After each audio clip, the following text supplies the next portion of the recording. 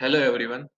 तो पिछले क्लास में हमने देखा था किस तरह सीडीएम को पूरी तरह से विड्रॉ कर लिया जाता है गांधी जी के द्वारा और गांधी जी को अरेस्ट भी कर लिया गया हुआ होता है। तुम्हारा अगेन फिर से यरवड़ा जेल में वो रहते हैं, उनके बीच पूना पैक्ट होता है और अम्बेडकर के बीच में ये सब चल रहा होता है। तो यहाँ पे बात उठता है कि पोस्ट सीडीएम क्या होता है, सीडीएम के विड्रॉल के बाद क्या होता है। तो आज हम लोग वही डिस्कस करेंगे कि सीडीएम विड्रॉ होने के बाद कौन-कौन से इवेंट्स सक्सीड करते हैं। So let's begin our lecture for today, that is post civil disobedience movement. So करीब-करीब सीडीएम के पुल आउट करने के बाद तीन पर्सपेक्टिव आगे आता है immediately after the end of CDM. CDM के खत्म होने के बाद तीन ऑप्शंस आते हैं कांग्रेस के सामने। पहला कि there should be constructive work on Gandhian lines के ऊपर कंस्ट्रक्टिव वर्क चालू रखना है। दूसरा ऑप्शन ये था कि there should be constitutional struggle and participation in elections to the central legislative due in 1934। 1934 में इलेक्शंस होने वाला था सेंटर का, सेंट्रल लेजिस्लेटिव असेंबली के लिए। और कुछ लोग चाहते थे कि हम लोग इस इलेक्शन को लड़े, कॉन्स्टिट्यूशनल स्ट्रगल में पार्टिसिपेट करें जाके तुम्हारा लेजिस्लेचर में। और तीसरा था एक स्ट्रॉन्ग लेफ्टिस्ट ट्रेंड चला था विद इन द कांग्रेस, जिसको रिप्रेजेंट कर रहे थे नेहरू। एक्चुअली ये लोग जो थे वो that were critical of both constructive work और काउंसिल एंट्री। ये लोग चाहते थे ना ही कंस्ट्रक्टिव वर्क करना और ना ही काउंसिल में घुसना इलेक्शन लड़के। इनका मानना था कि ऐसा करने से क्या होगा, जो मासेस है उनका अटेंशन डाइवर्ट हो जाएगा from the struggle against British.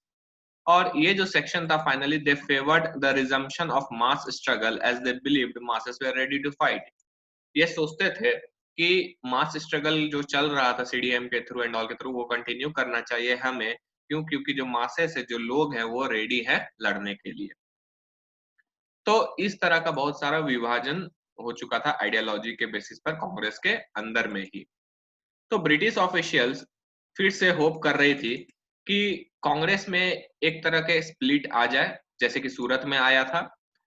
लेकिन गांधी जी काफी तेज थे, वो जानते थे कि ब्रिटिश इस बात का इंतजार में है कि जैसे ही स्प्लिट होगा और कांग्रेस को वो खत्म कर देगी रिप्रेशन करके, जैसे पहले की थी सूरत स्प्लिट के बाद, सबको जेल भेज दी थी। तो यहाँ पे गांधी चालाकी क्या किए कि conciliated by accepting the basic demand to enter the legislature. जो लोग लेजिस्लेचर अंदर जाना चाहते हैं पार्लियामेंट में और वहां जाके अपना कॉन्स्टिट्यूशनल स्ट्रगल जारी करना चाहते हैं, वो लोग कर सकते हैं। बट गांधी बोलते हैं कि जो ये पार्लियामेंट्री पॉलिटिक्स है, इससे हमें फ्रीडम नहीं मिलने वाला है। लेकिन जो कांग्रेस में जो who could not for some reason, वो किसी कारणवश सत्याग्रह नहीं कर सकते, ना ही अपने आप को कॉन्स्टिट्यूशनल या कंस्ट्रक्टिव वर्क में डाल सकते हैं, सो उन्हें खाली नहीं बैठना चाहिए।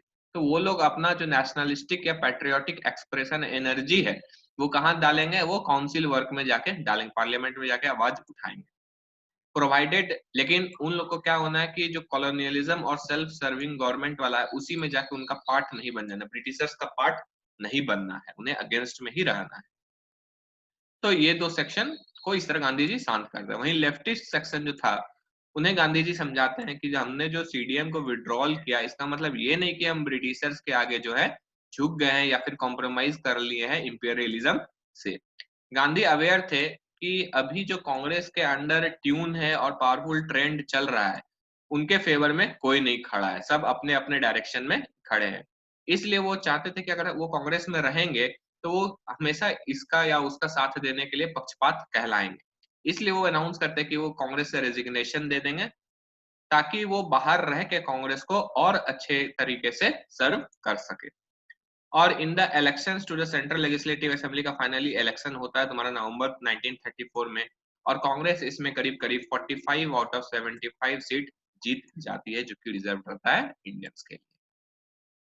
इसी बीच आता है गवर्नमेंट ऑफ इंडिया एक्ट 1935। तो हमें पता था कि जब थर्ड राउंड टेबल कॉन्फ्रेंस हम लोग देखे थे, उसी में जो बिल्स हुआ था, उसका डिस्कशन हुआ था, तो उसी के अकॉर्डिंग फॉर्मुलेशन हुआ था गवर्नमेंट ऑफ इंडिया एक्ट 1935 का।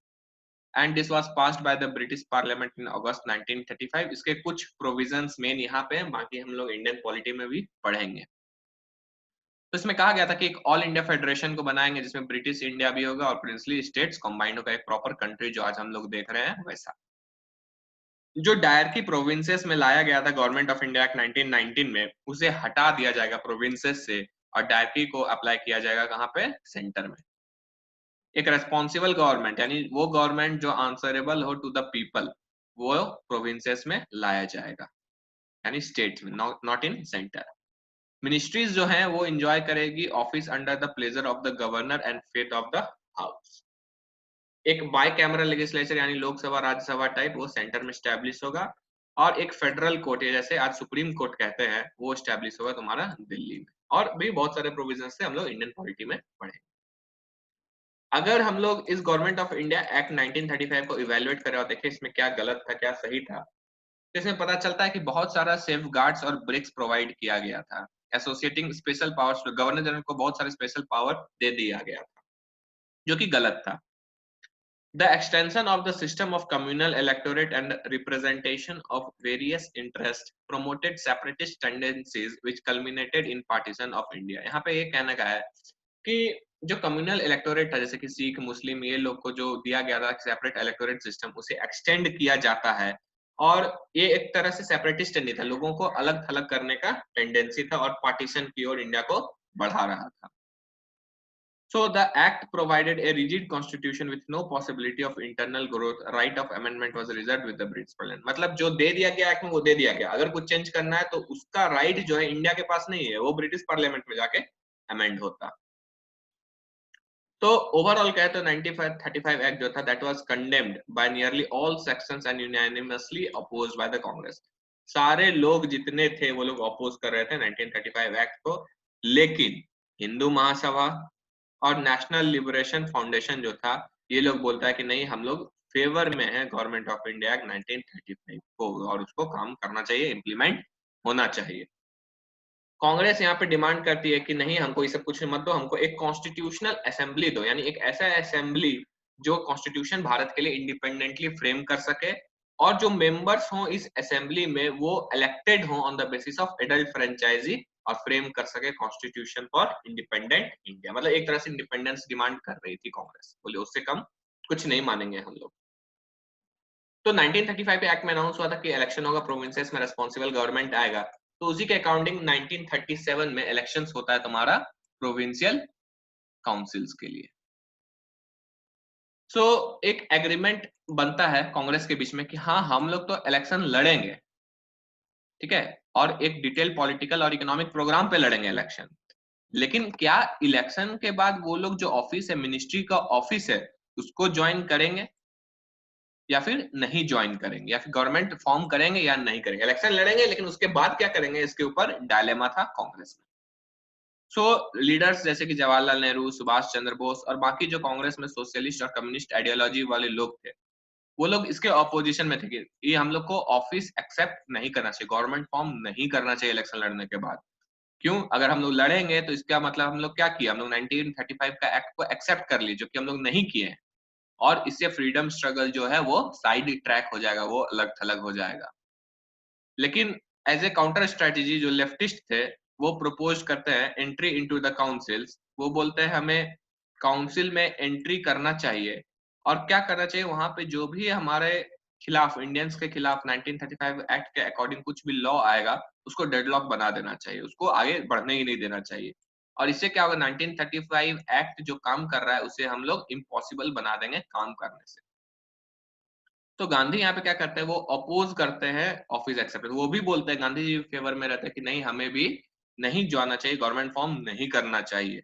एक सीडब्ल्यूसी मीटिंग में ऐसा गांधी जी बोलते हैं। लेकिन बाद में जब 1936 का स्टार्टिंग होता है, बाद में वो भी जो थोड़ा लिबरल हो जाते हैं और बोलते हैं कि ठीक है, एक चांस देते हैं कांग्रेस मिनिस्ट्रीज को कि वो जाके फॉर्म कर सके गवर्नमेंट। लेकिन जितना भी मीटिंग होता है कांग्रेस का इस इलेक्शन को लेके, उसको अटेंड नहीं करते हैं गांधी जी। फाइनली 1937 में लखनऊ में, 1936 में और 1937 में फैजपुर में कांग्रेस का सेशन होता है, और ये जो दोनों सेशन है इसके प्रेसिडेंट बनते हैं जवाहरलाल नेहरू। और यहाँ पे कांग्रेस डिसाइड करती है ठीक है, हम लोग अब इलेक्शन 1937 वाला लड़ेंगे, और इलेक्शन के बाद क्या करना है, गवर्नमेंट फॉर्म करना है कि नहीं करना है वो छोड़ दो, इलेक्शन के बाद देखा जाएगा। तो ये सब, तो अब इलेक्शन का तैयारी शुरू होता है और कांग्रेस अपना पर्चा डालती है और मैनिफेस्टो रिलीज करती कि वो क्या क्या करेगी इलेक्शन के बाद जीतने के बाद। तो ये लोग बोलते हैं अपने मैनिफेस्टो में, कांग्रेस बोलती है कि हम लोग 1935 को पूरी तरह रिजेक्ट करेंगे, जितने भी प्रिजनर्स हैं उनको रिलीज करेंगे, पॉलिटिकल प्रिजनर्स जितने उनको रिलीज करेंगे, फिर जितना भी डिसएबिलिटीज है कि जेंडर और कास्ट के बेसिस के ऊपर दिया गया उसको खत्म करेंगे, फिर रेडिकल ट्रांसफॉर्मेशन करेंगे एग्रीकल्चर का, रेंट और रेवेन्यू में रिड्यूस करेंगे, फिर रूरल डेट्स जो है लोन्स है उसे कम करेंगे, और सस्ता लोन वगैरह देंगे, ट्रेड यूनियंस वगैरह फॉर्मेशन करेंगे और राइट देंगे कि हाँ वो लोग स्ट्राइक कर सके, ये सब देंगे। तो फाइनली कांग्रेस का इलेक्शन होता है और कांग्रेस का परफॉर्मेंस देखते हैं और कांग्रेस जीतने के बाद क्या क्या काम करती है वो भी थोड़ा देखते हैं। तो फरवरी 1937 में इलेक्शन होता है टू द प्रोविंशियल असेंबलीज खत्म हो जाता है और कांग्रेस करीब करीब 716 सीट्स जीतती है आउट ऑफ 161 सीट्स कंटेस्टेड, और वो फॉर्म करती है अपना गवर्नमेंट 8 प्रोविंसेस में आउट ऑफ 11 प्रोविंस। 11 स्टेट था उस समय भारत में, जिसमें से 8 में वो अपना सरकार बनाती है। सिर्फ पंजाब, सिंध और बंगाल में कांग्रेस का गवर्नमेंट नहीं बनता है, बाकी सब जगह बनता है। ये जो इलेक्शंस था, वेयर द फर्स्ट इन विच, ये पहला इलेक्शन था जिसमें करीब करीब 30.1 मिलियन इंडियंस पार्टिसिपेट किए थे, जो कि पहले जितने भी इलेक्शन हुए थे उससे काफी ज्यादा थे।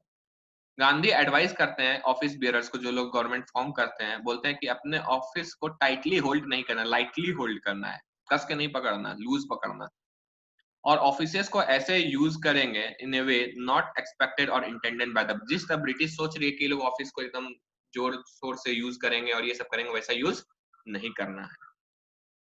तो ब्रिटिश के ट्रैप में बोलते हैं नहीं फंसना है हमें।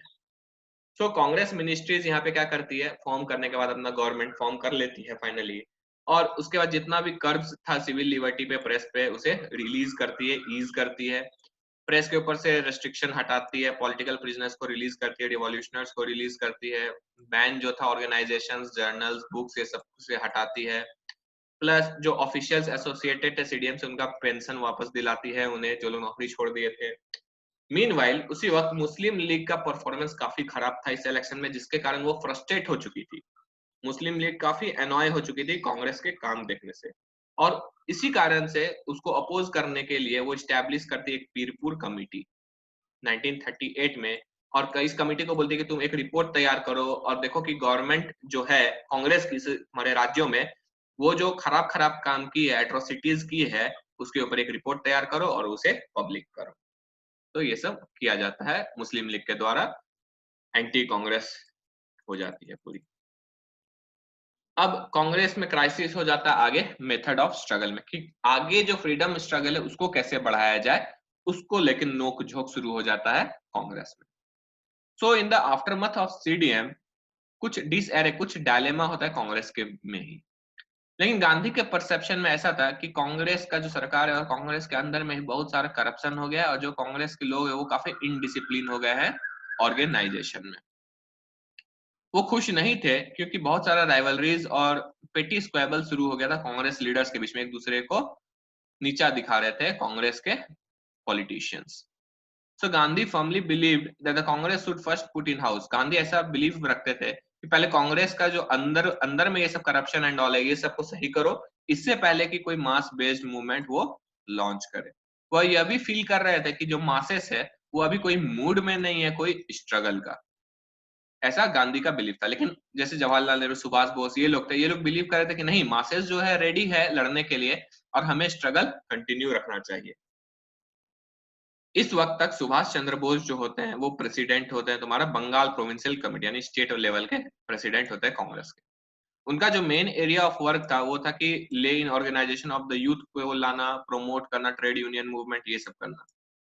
और वहीं दूसरी ओर सुभाष बोस, गांधी का जो आइडियोलॉजी था कि अभी लोग रेडी नहीं है और सब भी आइडियोलॉजी था, उससे काफी खुश नहीं थे, वो डिसएग्री करते थे गांधी के आइडियोलॉजी से।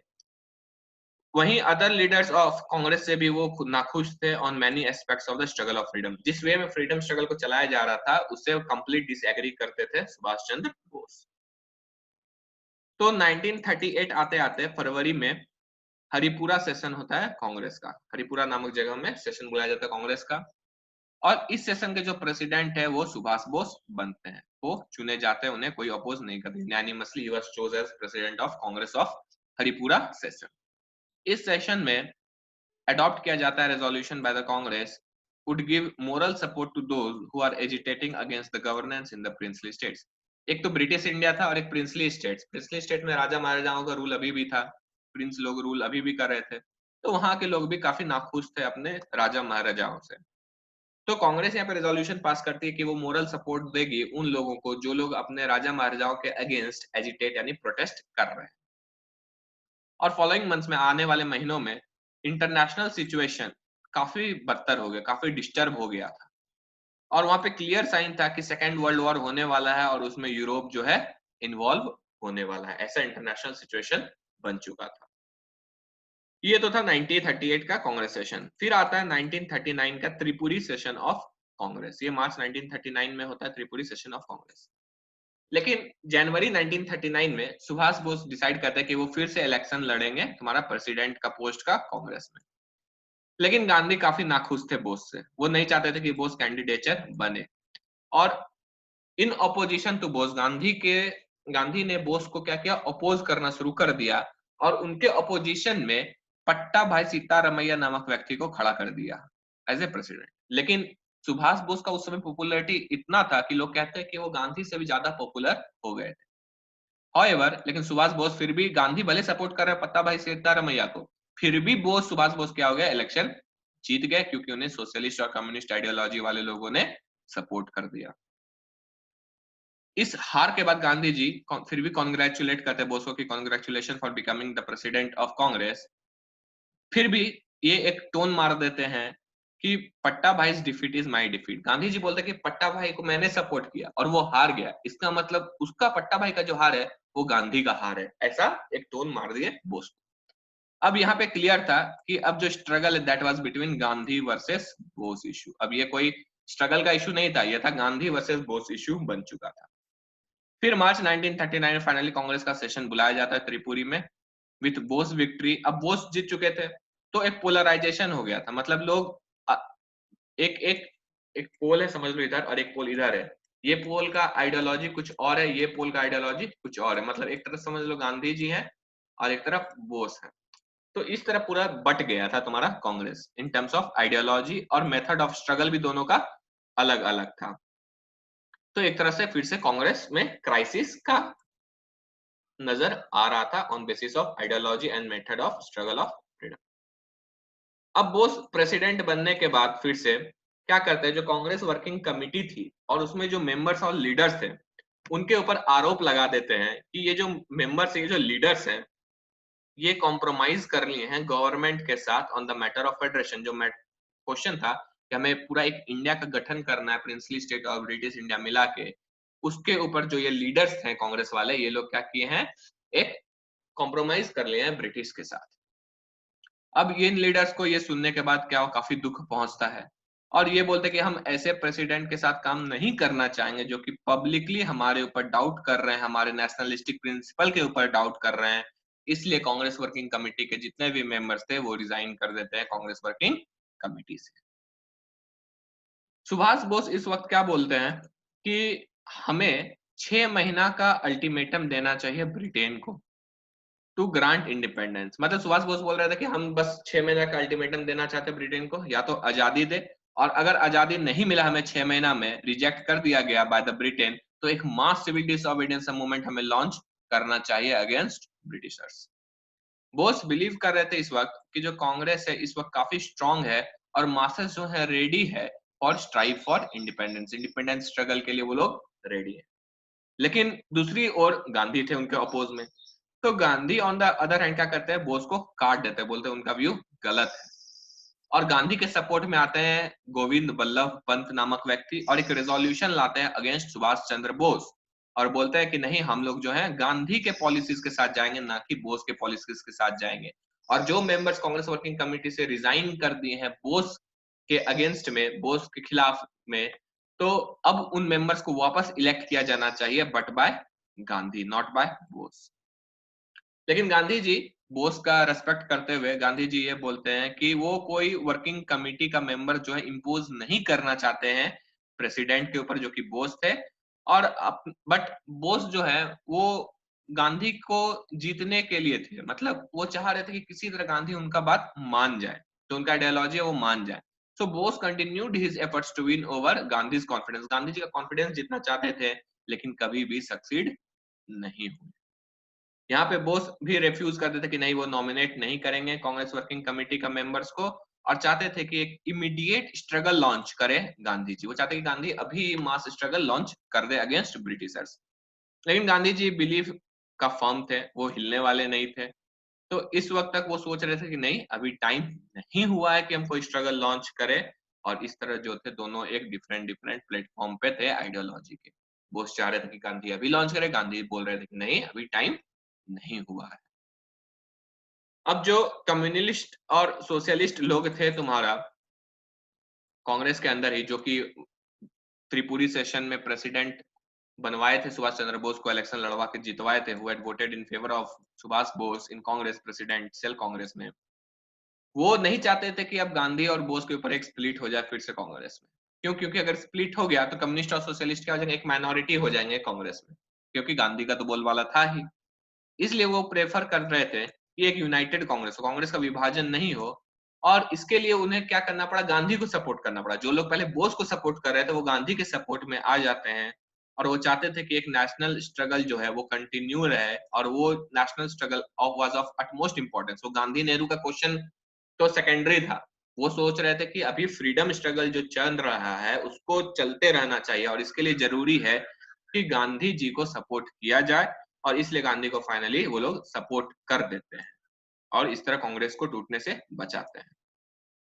लेकिन एक ऐसा सर्कमस्टेंस क्रिएट हो गया था कि बोस के अभी भी बहुत सारे फॉलोअर्स थे, और बोस का सुनने वाला बहुत कम हो गए थे। इसलिए बोस फाइनली क्या बोलते हैं, उनके पास कोई ऑप्शन नहीं रहता है, और वो प्रेसिडेंट के पोस्ट से रिजाइन कर देते हैं। जैसे ही वो रिजाइन करते हैं प्रेसिडेंट के पोस्ट से 1939 में, तो फिर से इलेक्शन होता है कांग्रेस के लिए, के प्रेसिडेंट पोस्ट के लिए, और Rajendra Prasad becomes the next president of Congress. लेकिन कांग्रेस के प्रेसिडेंटशिप से हटने के बाद मई 1939 में बोस और उनके जो फॉलोअर्स थे वो एक नया ऑर्गेनाइजेशन बनाते हैं जिसका नाम होता है फॉरवर्ड ब्लॉक। तो एक्चुअली फॉरवर्ड ब्लॉक एक नया पार्टी था, लेकिन कांग्रेस से अलग नहीं, कांग्रेस के अंदर है में ही था। और एक कॉल बोलते हैं, उसके बाद बोलते हैं कि अब जो होगा, अब ऑल इंडिया प्रोटेस्ट करेंगे। लेकिन फॉरवर्ड ब्लॉक तो कांग्रेस के अंदर है, और फिर ऑल इंडिया प्रोटेस्ट का बात भी कर रहे हैं, जो कि अगेंस्ट था कांग्रेस के रेजोल्यूशन। कांग्रेस अभी तक कोई रेजोल्यूशन नहीं लाई थी ऑल इंडिया प्रोटेस्ट का, लेकिन उसके अगेंस्ट में जाकर सुभाष बोस एक नारा देते हैं, ऑल इंडिया प्रोटेस्ट का कॉल करते हैं। तो Congress working committee finally disciplinary action लेती है कि आप कांग्रेस के अगेंस्ट कैसे चले गए। और फाइनली सुभाष चंद्र बोस को अगस्त 1939 में ही was removed from the post of president of Bengal Congress. तो बंगाल कांग्रेस के वो हेड थे, प्रेसिडेंट थे, तो उनको स्टेट लेवल का प्रेसिडेंट से भी हटा दिया जाता है as a disciplinary action. Provincial committee से हट गए वो, और उनको डिबार्ड कर दिया, उनको बैन कर दिया जाता कि वो कोई भी ऑफिस, कोई भी पोस्ट होल्ड नहीं कर सकते हैं कांग्रेस के अंदर अप टू 3 इयर्स। 3 साल के लिए उन्हें बैन कर दिया जाता है कांग्रेस के कोई भी पोस्ट से लेने के लिए। तो this was all about the story. कल हम लोग सेकेंड वर्ल्ड वॉर और नेशनलिस्टिक रेस्पॉन्स पढ़ेंगे। कोई डाउट हो you can comment me, otherwise thank you for watching my lecture.